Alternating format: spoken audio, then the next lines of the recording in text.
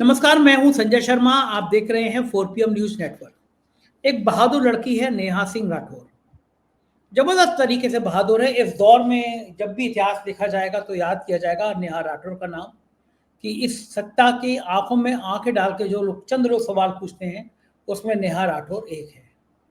उत्तर प्रदेश सरकार में एक एफआईआर हुई, उनके खिलाफ वारंट है, परेशान हैं। कुछ लोग उनको ट्रोल कर रहे हैं कि किस तरह नेहा राठौर जान बचा के घूमती रहती है। लेकिन क्या लगता है आपको, नेहा राठौर डर गई हैं? जिस समय ये एफआईआर आई, उस दौर में कपिल सिब्बल जी ने मुझे और नेहा राठौर के साथ एक इंटरव्यू किया था। मैं तब नेहा राठौर की इस हिम्मत का कायल हो गया था कि कितनी बहादुरी के संग एक लड़की सिस्टम से लड़ रही है। मैं लेके चलता हूँ आपको कपिल सिब्बल जी के उस इंटरव्यू में।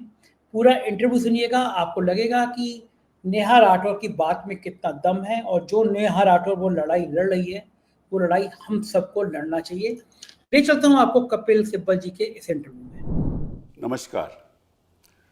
इस दिल के एपिसोड में हम एक ऐसा मुद्दा जो मैं समझता हूँ कि एक नागरिक होते हुए मुझे परेशान कर रहा है कि किस तरह से समाज बदल रहा है, किस तरह से लोगों की सोच बदल रही है, और किस तरह से सरकार जो भी आवाज़ उठाता है उसके खिलाफ कार्रवाई शुरू कर देती है, हर किस्म की कार्रवाई।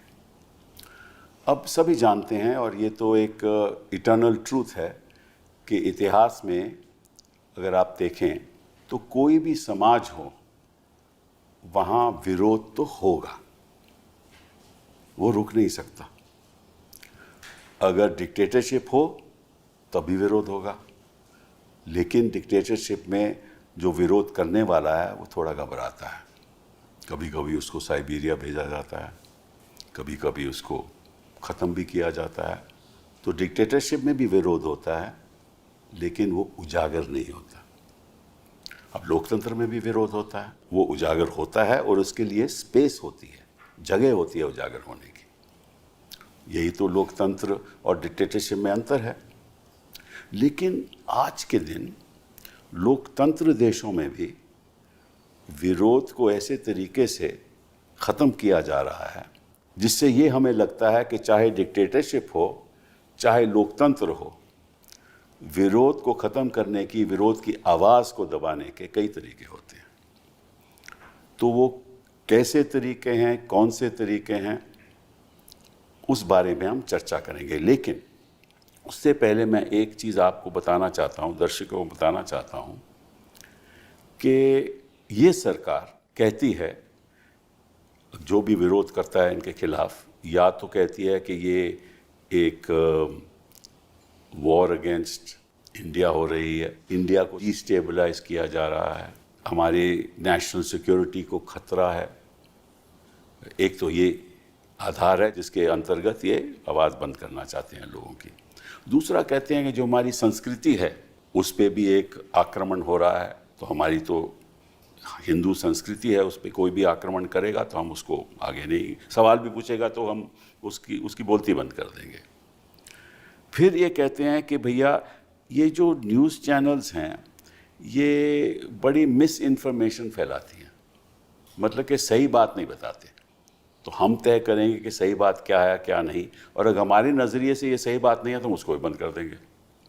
फिर ये कहते हैं कि हम चाहते हैं कि जो सच्चाई है उसको एक दर्जा दिया जाए, और हमें मालूम है सच्चाई क्या है। तो हम सोचते हो कि अगर आप सच्चाई के रास्ते पे नहीं चल रहे तो निश्चित रूप से हम कुछ ना कुछ तो हमें करना होगा। ये चार आधार के बेसिस पे ये लोगों की आवाज़ को बंद करना चाहते हैं।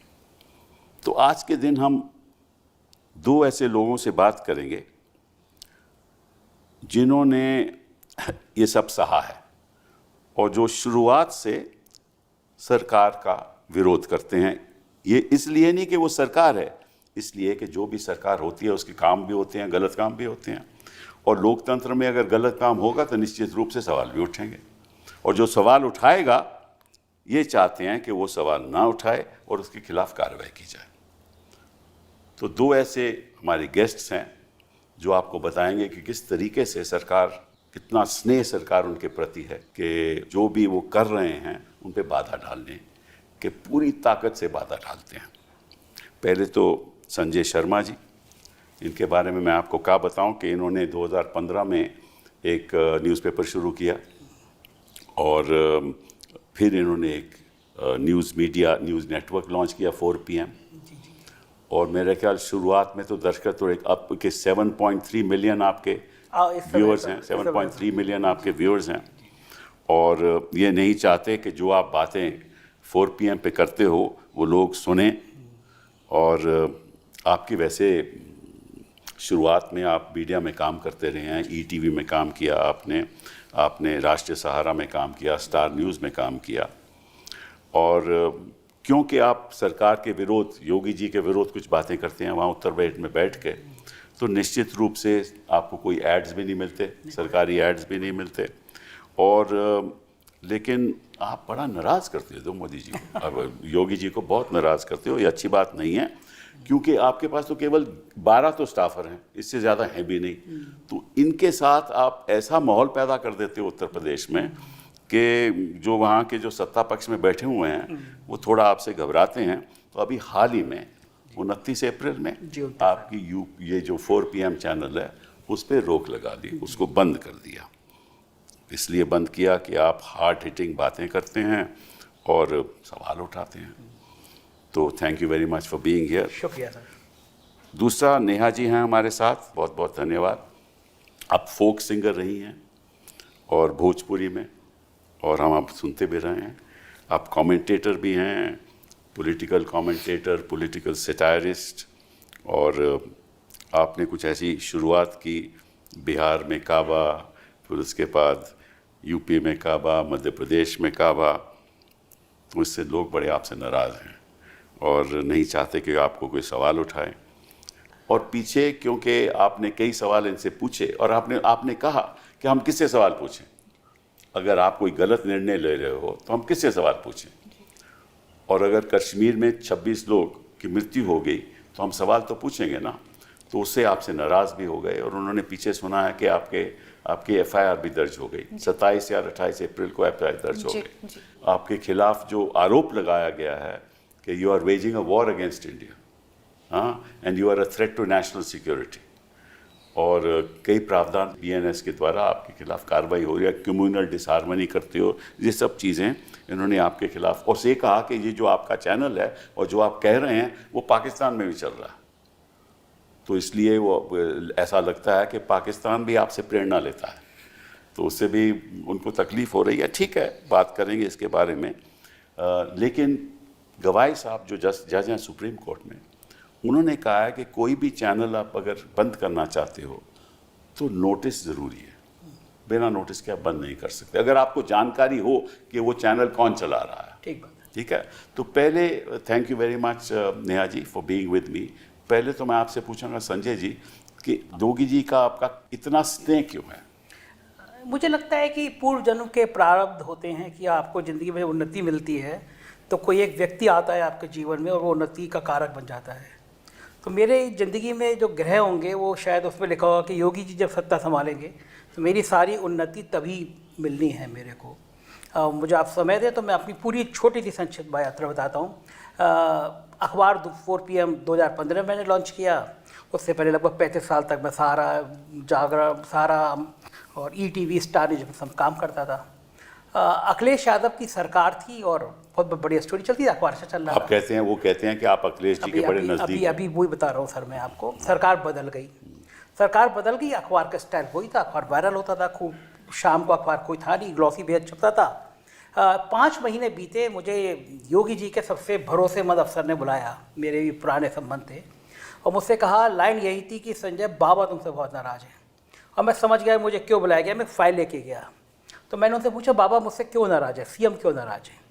बोले, महाराज जी को लगता है कि तुम अखिलेश के आदमी हो। मैंने कहा, अच्छा क्यों लगता है? बोले, अखिलेश जी तुम्हारे घर जाते थे, गए हैं तुम्हारे घर, तुम उनके घर जाते थे रेगुलर, उन्होंने मैगजीन को तुम्हारी लॉन्चिंग करी। तो मैंने उनसे ये कहा कि पहली बात तो मुख्यमंत्री मेरे घर आए थे, कोई गुंडा माफिया अपराधी मेरे घर नहीं आया था। फिर मैंने उनको फ़ोटो दिखाया, मैंने कहा मेरे ऑफिस में अखिलेश जी की सरकार के टाइम में भारतीय जनता पार्टी के प्रदेश अध्यक्ष लगभग हर 10 दिन बाद आते थे, चाय पीते थे, समोसा खाते थे। बीजेपी के कई मिनिस्टर भी मेरे यहाँ आते थे। इतना ही मतलब चाय और समोसा, और तो नहीं कुछ? नहीं, वो बीजेपी वाले लोग छुप के पढ़ते नहीं, बता भी सकते, बाकी बात है। मैं तो मैंने कहा कांग्रेस के लोग भी आते हैं, सपा के भी आते हैं, मेरी नेचर अच्छी है, सब आते हैं। और मैंने कहा अखबार के दफ्तर में तो कई अपराधी किस्म के लोग भी आते हैं, सो घोषित नेता हैं लेकिन हैं अपराधी, वो भी आते हैं। तो अखबार का दफ्तर शिव जी की बारात होता है। फिर मैंने उनको फाइल दिखाई, मैंने कहा मैं शपथ पत्र दे सकता हूँ, सूचना विभाग में हर दिन का अखबार जमा होता है। मैं कहा समाजवादी पार्टी की सरकार में मुझसे ज़्यादा अगर समाजवादी पार्टी के खिलाफ किसी ने लिखा हो तो मैं कल अखबार बंद कर दूंगा। व्यक्तिगत मैं किससे मिलता हूँ कोई मेरे आता, ये पैमाना नहीं है। एज ए पत्रकार मेरा अखबार बोलता है। हेडिंग लगाता था मैं, समाजवादी पार्टी की सरकार में एक डीजीपी ने थोड़ा सा अपराध सा किया था, एक अपराधी की मदद की थी और रिकॉर्ड की थी, तो मैंने हेडिंग लगाई थी डीजीपी बिकता है, बोलो खरीदोगे। अखिलेश सरकार के एक मिनिस्टर ने गाली बकी तो मैंने गालियाँ छाप दी थी। और मैं देखता था कि अखिलेश जी मुझसे बैठते हैं, 2-2 घंटे बात करते हैं, गाड़ी छोड़ने आते हैं, तो मैं उनका तापमान देखता था, ये शख्स मुझसे कब कहेगा कि तुम मेरे दोस्त हो, ये खबर क्यों छाप रहे हो। और ईमानदारी से मैंने इतने सारे नेताओं को बहुत करीब से देखा है, देश के बड़े बड़े नेताओं को देखा है। मैं दावे के साथ कहता हूँ ये सहनशीलता शायद मैंने किसी नेता में नहीं देखी होगी। मुझे लगता था ये मुझसे कहेंगे, लेकिन उन्होंने मुझसे कभी खबर को नहीं कहा, मैंने उनसे काम को नहीं कहा। अगला ऑफर ये था कि संजय तुम्हारा अखबार चूँकि पहला पेज बड़ा क्रिस्पी टाइप का होता है, कभी प्रियंका जी ट्वीट कर दे रही हैं, कभी केजरीवाल कर दे रहे हैं, कभी अखिलेश कर दे रहे हैं, सरकार के खिलाफ माहौल बन रहा है, देखो कोई और अखबार छाप नहीं रहा है। तो मैंने कहा यही बात मैं आपको समझाना चाह रहा हूँ कि मेरे अखबार को 2.5 साल हुआ है।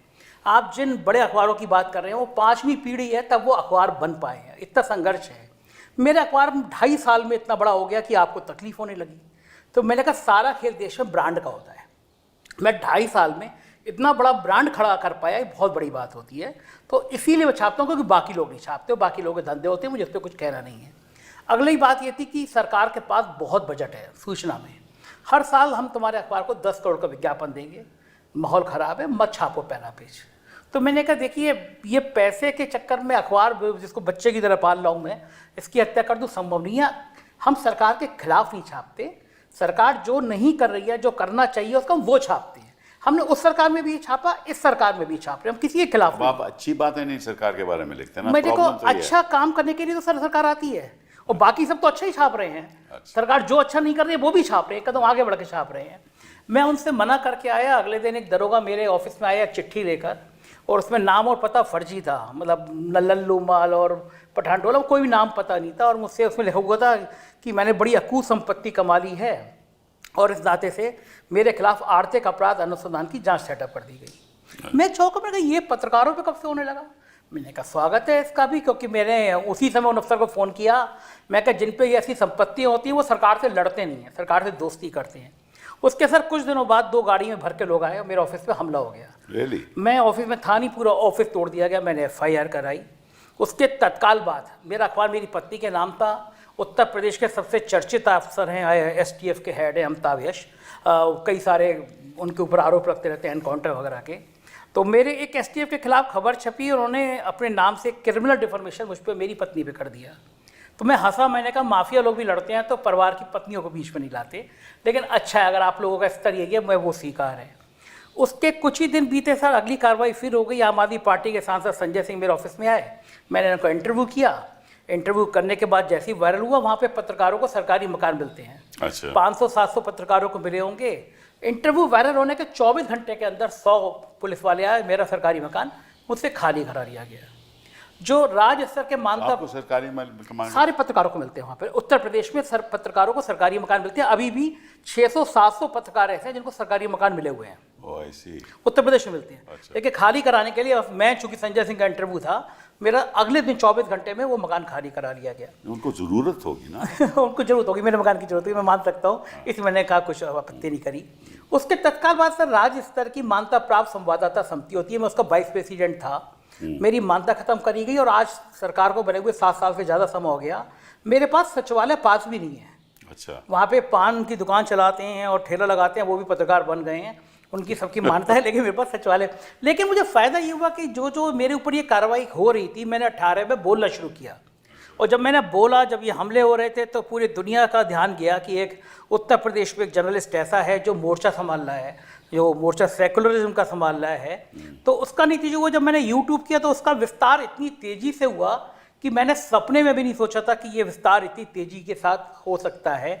तो आपने जो सवाल पूछा वो मैं उसमें शुक्रिया योगी जी कहूँगा। मेरे को एक दिन NDTV ने बुला के पूछा था कि आप लगातार 1 साल से यूट्यूब में नंबर 1 बने हुए पॉलिटिकल कमेंटेटर में, कारण क्या है? तो मैंने उसमें भी किया, thanks to Awasthi ji, thanks to Amitabh ji, thanks to Yogi Adityanath. तो अगर ये नहीं होते तो मैं यहाँ तक नहीं आता। तो सबसे लेटेस्ट ताज़ा मामला ये हुआ सर, कुंभ के मेले में जिस दिन भगदड़ मची, मेरा रिपोर्टर वहाँ क्षितिज कांत बड़ा अच्छा रिपोर्टर मौजूद था, उसने सुबह 9 बजे बताया भगदड़ मच गई, जो कि मैंने बड़े जीरो से शुरुआत करी है। मुझे पता है कि जब सिस्टम, जिले का सिस्टम, उससे ऊपर का सिस्टम काम करता है ब्यूरोक्रेट तो कैसे करते हैं। मैंने उससे कहा तुम तत्काल पोस्टमार्टम हाउस से पहुँच के मुझे बता क्या है। तब तक किसी के दिमाग में आया नहीं, बाकी चैनल सब दिखा रहे थे कि अफवाह है, कुंभ में कुछ नहीं हुआ। वो वहाँ पहुँचा, उसका फ़ोन आया कि सर यहाँ तो 6-7 लाशें आ चुकी हैं। मैं लाइव 10 बजे बैठा, जिस समय योगी जी कह रहे थे वहाँ कुछ नहीं हुआ है, शांत है। मैंने उस समय 3 घंटे के अंदर 30 लाशें दिखा दी कि 1, 2, 3 30 लाशें आई हैं। 24 घंटे बाद क्षितिज ने फिर स्टिंग मैंने मेरे कहने पे किया और 67 लाशें हमने दिखा दी।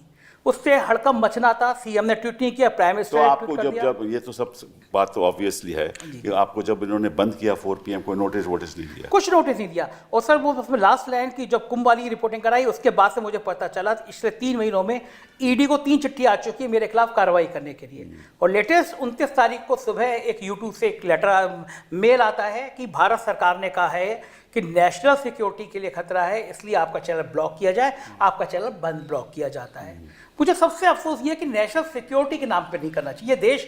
मैं कहीं इस देश को मोदी जी और शाह साहब से ज़्यादा प्यार करता हूँ, तो इस नाम पे बंद नहीं करना चाहिए था। आप कहते थे कि मोदी जी को पसंद नहीं है, शाह जी को पसंद नहीं है, आपको बंद कर दिया। तो मुझे अच्छा लगता है कि नेशनल सिक्योरिटी के नाम पे बंद नहीं करना चाहिए था। ये मुझे दुख है। नेहा जी, इन्होंने नेशनल सिक्योरिटी की बात की। एक तो देश होता है और एक सरकार होती है, और देश और सरकार में अंतर तो होता है ना।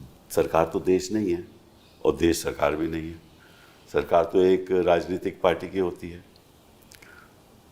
तो आपने तो आज तक, मैं आपसे पूछना चाहता हूँ, कोई ऐसी बात कही हो जो ऐसे लगा हो that you are waging a war against India, के सरकार के, आई मीन देश के खिलाफ आप तोड़वाने की लड़ाई कर रहे हैं? ऐसा तो कभी हुआ नहीं।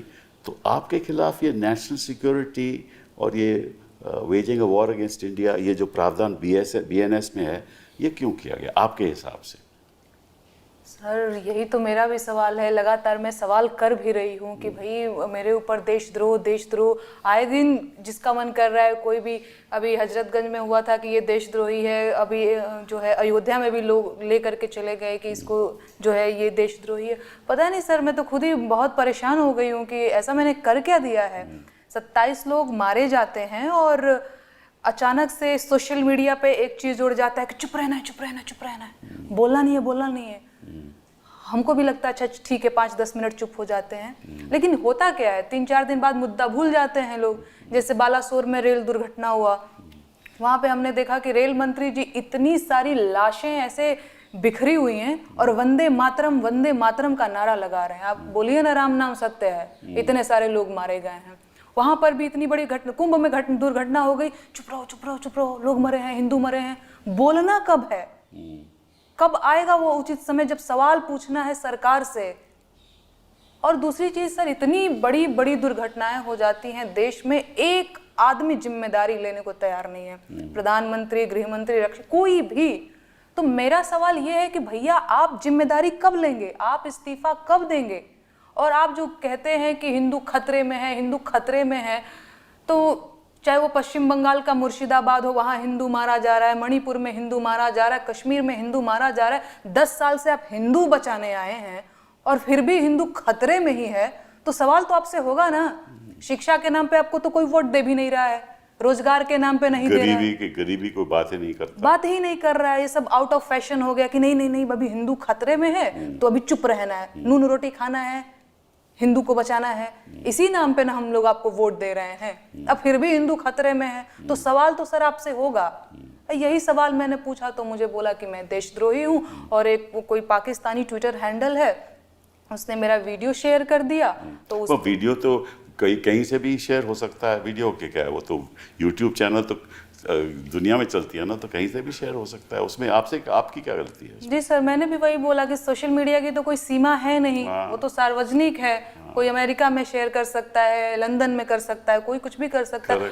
हाँ, तो और सर इसमें मेरा ये भी सवाल है कि ठीक है, पाकिस्तानी कोई ट्विटर हैंडल मेरा शेयर कर दिया, मैं देशद्रोही हो गई।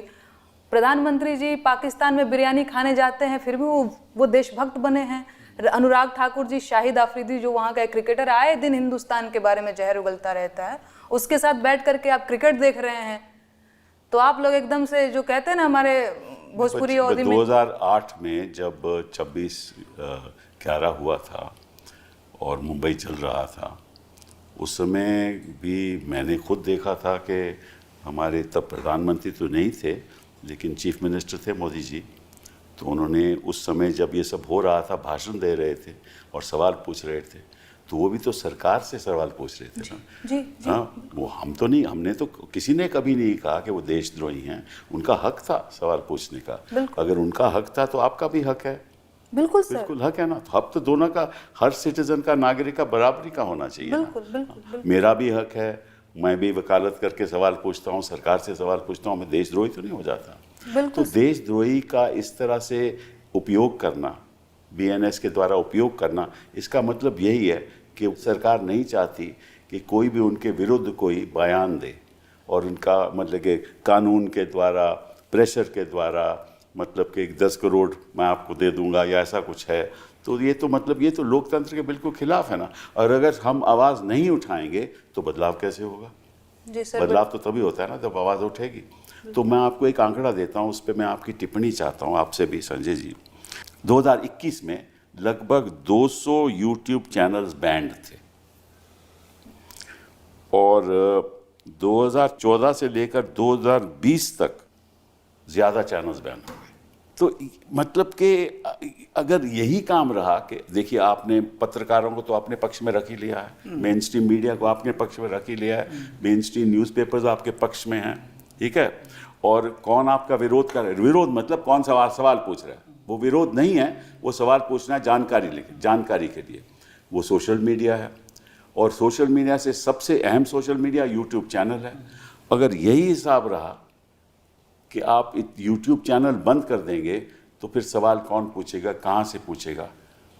तो इसकी क्या राय है आपकी? सर बिल्कुल, और ये लोकतंत्र के लिए बहुत जो है ये खतरनाक है।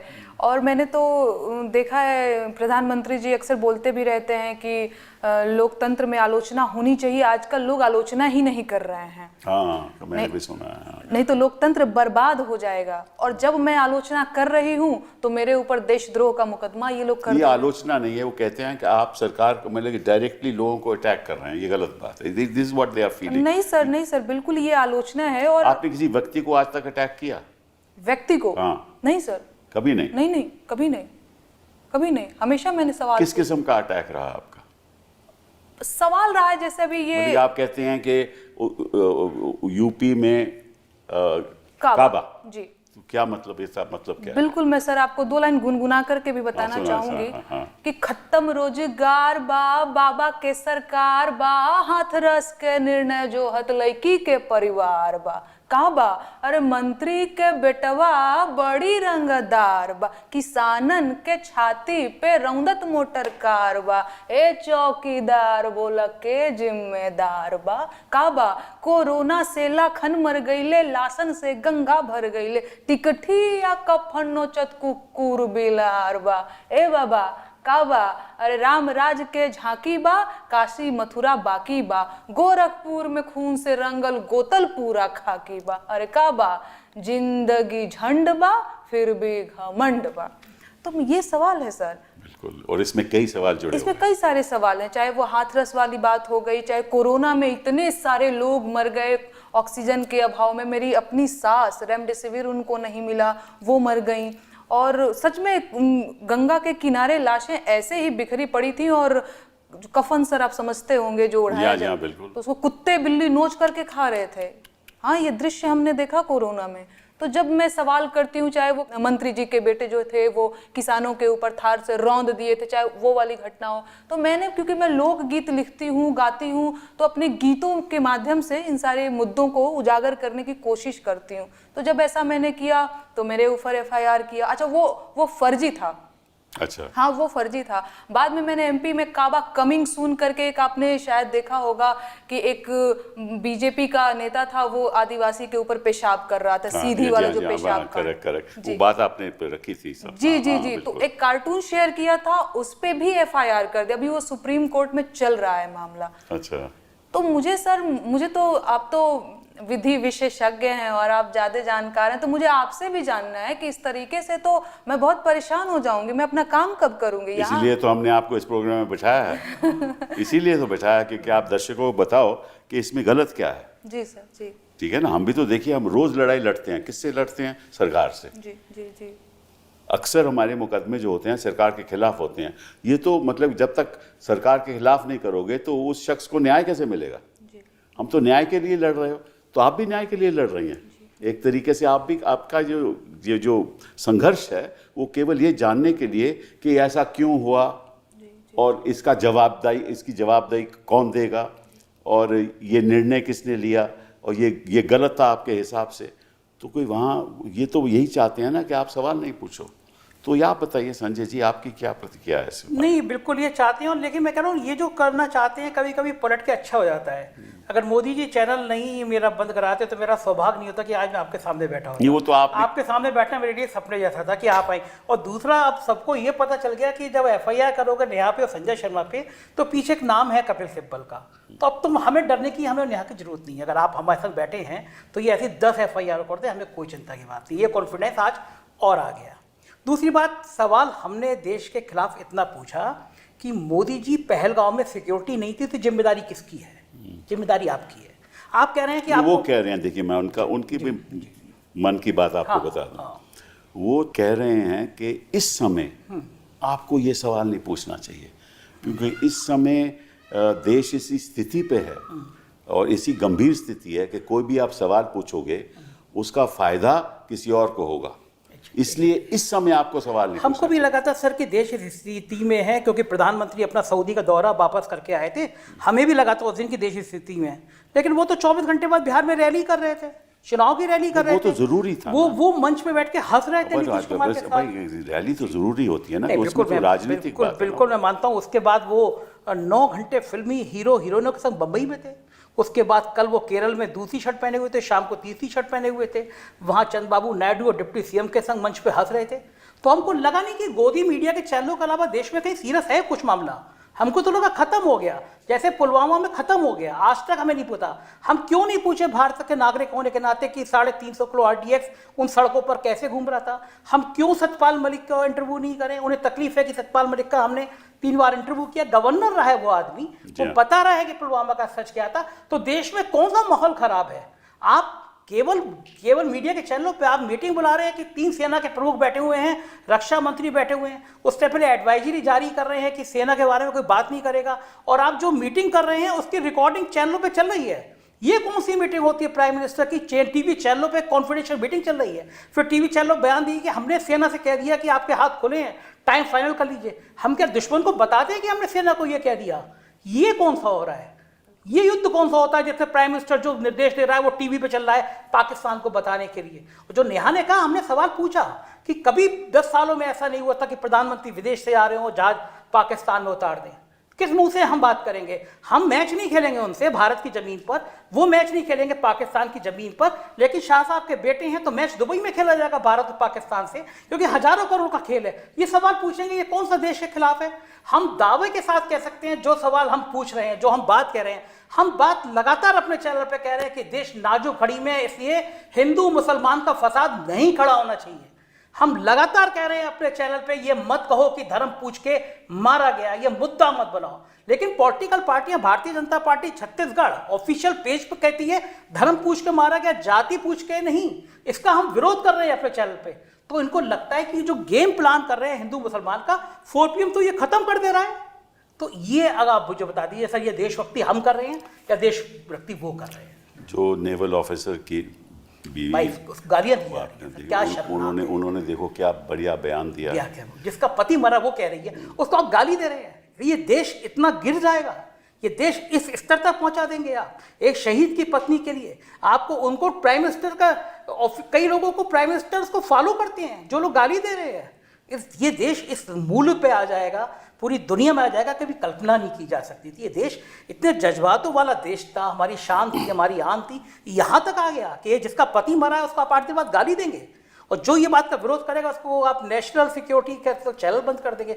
आप चैनल बंद कर दो, अखबार बंद कर दो, हम चौराहे पे बोलेंगे, गली में बोलेंगे, जब तक जेल में डालोगे तब तक बोलेंगे। सर, आवाज़ें बंद नहीं होनी चाहिए, क्योंकि एक आवाज़ बंद होनी चाहिए, 2 होनी चाहिए। ये मुल्क इन आवाज़ों से चलेगा जो आवाज़ें इस सिस्टम का सच दिखाने के लिए जरूरी है। जो कॉलोनियल पावर हमारी आवाज़ नहीं बंद कर सकी, तो ये लोग कौन होते हैं? बिल्कुल ठीक बात है, बिल्कुल ठीक बात है। लोकतंत्र में तो आवाज़ उठाना तो हमारा संवैधानिक हक है। हक है सर, बिल्कुल। उस हक के तो अगर कोई छीनेगा तो फिर हम तो यही उम्मीद करेंगे कि जो हमारी जुडिशरी है, न्यायपालिका है, वो हमारे हक बहाल करे।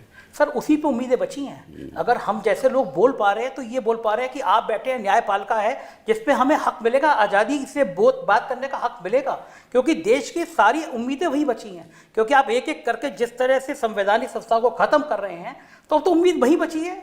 इसके अलावा तो कहीं कोई उम्मीद दिखती नहीं है। आप देश को जिस तरह धर्म के नाम पर, जाति के नाम पर, आप देश नाजुक दौर में है, तो देश अगर नाजुक दौर में है सर, तो इस समय सुरक्षा की बात करनी चाहिए। इस समय जाति जनगणना की बात कहाँ से आ गई?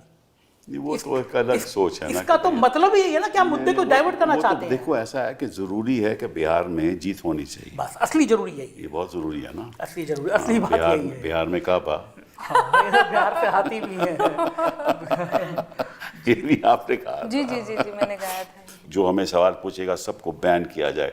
जो फिल्म हम दिखाना चाहते हैं वो दिखाएंगे।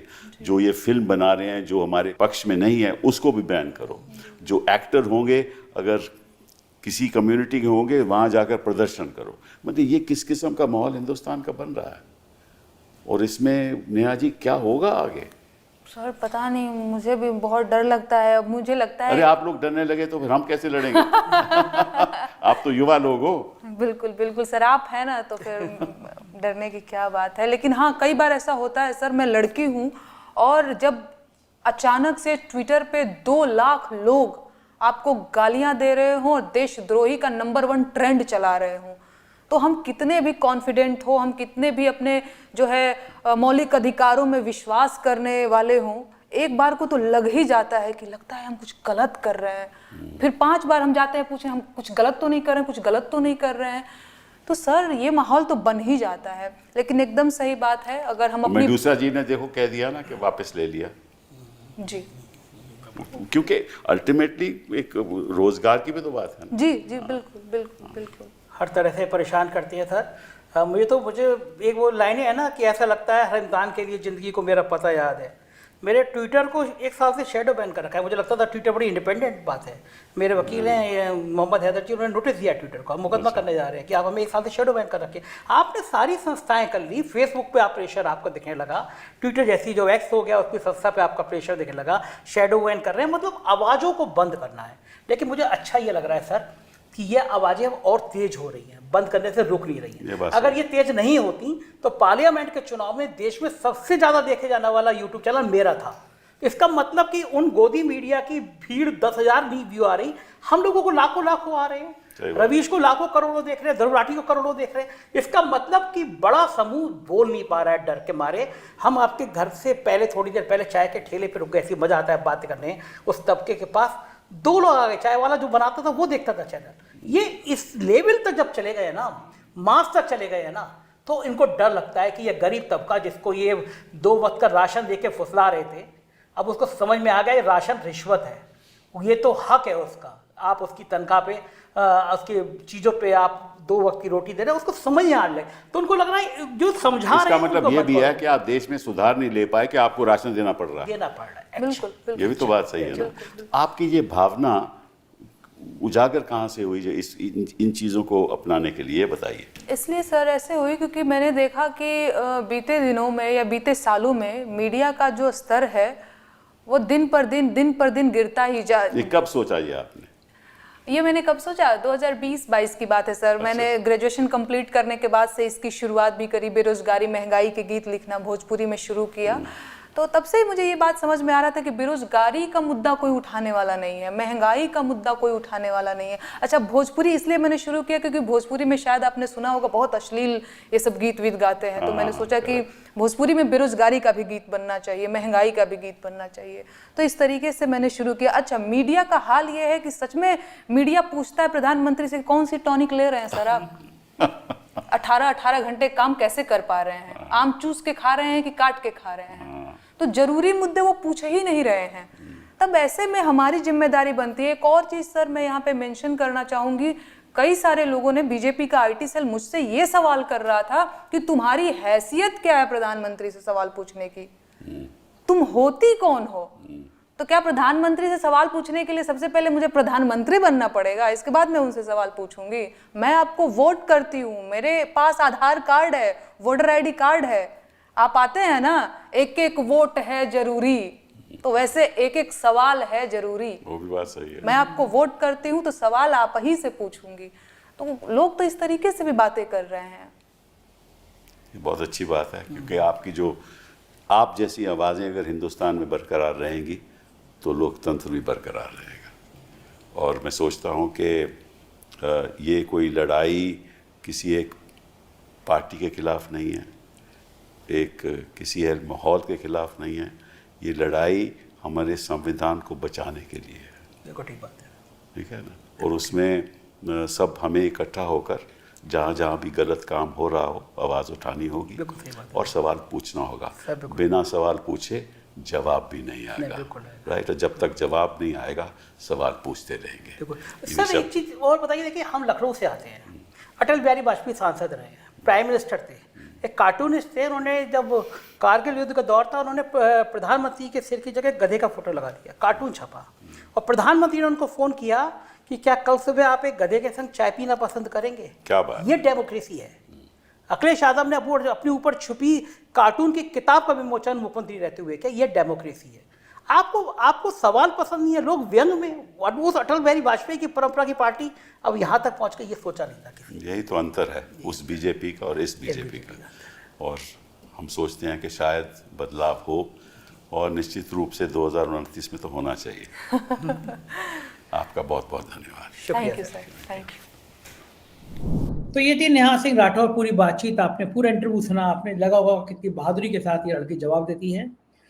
सरकारें आएंगी जाएंगी, डराने की प्रक्रिया जारी रहेगी, लेकिन इतिहास में नेहा सिंह राठौर जैसा गुलाम जरूर लिखा जाएगा।